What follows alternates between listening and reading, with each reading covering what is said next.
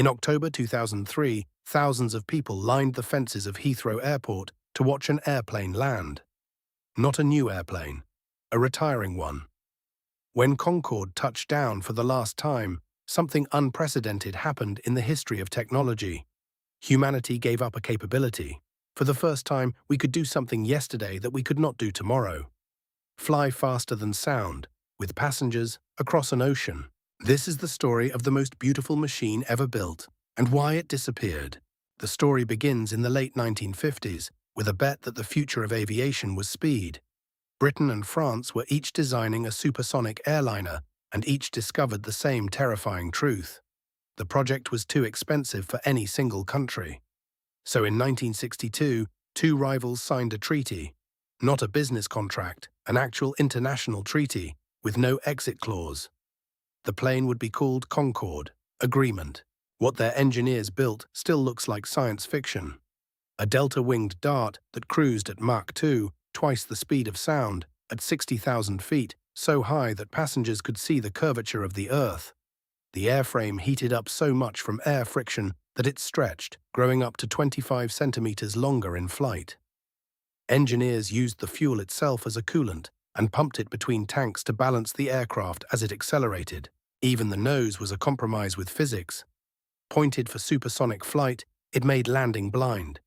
The solution was pure theater, a nose that drooped downward for takeoff and landing, giving Concorde its unmistakable bird-like profile. The Soviets got there first, barely. The Tupolev Tu-144 flew 2 months before Concorde and looked so similar the press called it Concordski. But it was rushed.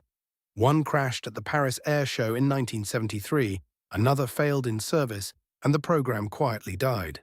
The race to build a supersonic airliner had one finisher. Concorde entered service in 1976. London to New York in 3.5 hours. Passengers left London at 10:30 in the morning and arrived in New York at 9:25 the same morning. They landed before they took off. The ticket price matched the miracle. In today's money, over $10,000 round trip. Champagne, caviar, and a Mach meter on the cabin wall ticking past 2.0. But Concorde was already trapped. The sonic boom, the thunderclap it dragged behind it, was so disruptive that the United States banned supersonic flight over land. Most of the world followed. The plane built to shrink the planet was only allowed to sprint over oceans. Of the hundreds of imagined routes, only 2 survived.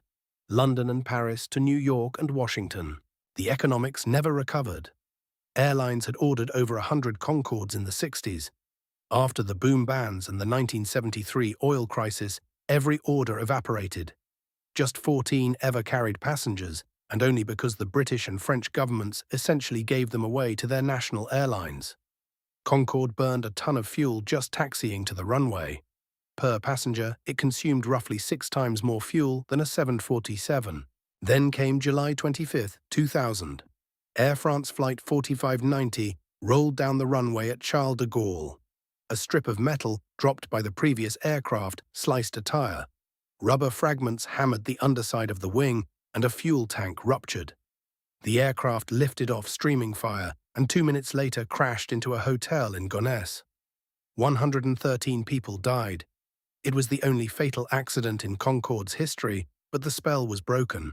Concorde returned to service after modifications in the autumn of 2001 into a world that no longer wanted it. The September 11th attacks had crushed premium air travel. Maintenance costs on the aging fleet climbed. In 2003, Air France and British Airways announced retirement. The last commercial flight landed on October 24, 2003. Here is the uncomfortable question. 50 years later, why has nothing replaced it? Your flight from London to New York today takes longer than it did in 1976. In an age where every technology accelerates, passenger flight went backwards. The answer is that Concorde solved an engineering problem, but never solved the business problem. Speed turned out to be a luxury only a few hundred people a day would pay for. Airlines discovered that passengers preferred cheap over fast and flat beds over Mach meters. The industry optimized for cost per seat, and the 747 won. But the story may not be over. A new generation of companies is betting that quieter sonic booms, lighter materials, and sustainable fuels can finally fix Concorde's economics. NASA is flying an experimental jet designed to soften the boom to a thump. If they succeed, the ban that killed Concorde could be lifted. 20 aircraft were built. 18 survive, resting in museums on both sides of the Atlantic, still the fastest airliners ever made.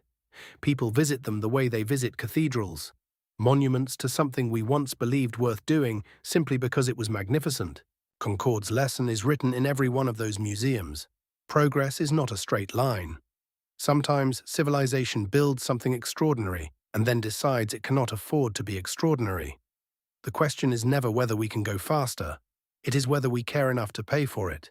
If this story of the machine we left behind moved you, subscribe. There are more archives to open.